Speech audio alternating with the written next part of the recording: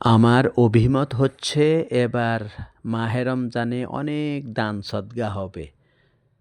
গরিব দুঃখীকে জাকাতের টাকা, ফিতরার টাকা দিবেন না। তার কারণ এরা টাকা খেয়ে জালিম শাসককে ভোট দিয়ে নির্বাচিত করছে। তাই আমার অভিমত হচ্ছে এই জাকাতের টাকা, ফিতরার টাকা আমাদের ১১ দলীয় জোট নেতৃত্বে যে জামাত ইসলাম আছে তাদের হাতে তুলে দেওয়া দরকার।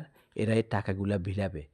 আর কোনো যদি ভালো একটা ইস দিনী প্রতিষ্ঠান আপনার যদি দেখেন ভালো দিনী প্রতিষ্ঠান যে এদের টাকা পয়সা সমস্যা তাহলে দান করবেন। তবে কোনো এলাকার বর্তমানে গরিব দুঃখীকে দান করবেন না। দান করবেন না এটা আমার স্পষ্ট কথা। এদের কারণে জালিমরা সুযোগ পাইতেছে।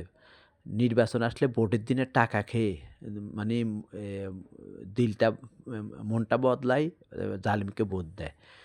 হয়তো দাঁড়িপাল্লাকে ভোট দেওয়ার চিন্তা ভাবনা করেছিল কিন্তু টাকা ১,০০০ ২,০০০ পায়, ৪-৫০০ টাকা পায়।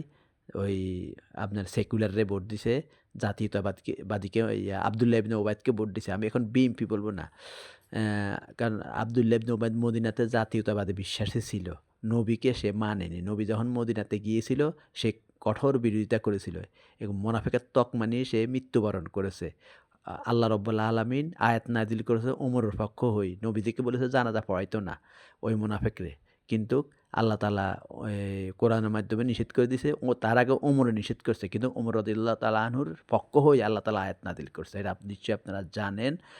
তো আপনারা এসব এই দেখবেন এবার জাকাতের টাকা, ফিতরের টাকা এরাই চাইবে। এরা নির্বাচন আসলে ওই যে আগে একটা ভিডিওতে বলেছি যে কুফাবাসীরা ইমাম হোসেনকে দাওয়াত দিয়েছে বায়াত হওয়ানের লাই। কিন্তু ওই বায়াত তো হয়নি। এজিদের টাকা পয়সা খেয়ে ইমাম হোসেনকে হত্যা করেছে, ষড়যন্ত্র করে তার পরিবারের সকলকে মেরে ফেলেছে। তো এগুলা এই ৫৭টা মুসলমান দেশে বিশেষ করে ভারত উপমহাদেশে বেশিরভাগ সমস্যা এগুলাই বেশি। তাই আমার অভিমত স্পষ্ট কথা, গরিব দুঃখীকে ফিতরার টাকা, জাকাতের টাকা দিবেন না, দিবেন না, দিবেন না। আজ থেকে পরিহার করবেন। ওরা না খাই মরক, চটপট করে কুত্তার মতো মরক, আমাদের কোনো আপত্তি নাই। সালামু আলাইকুম।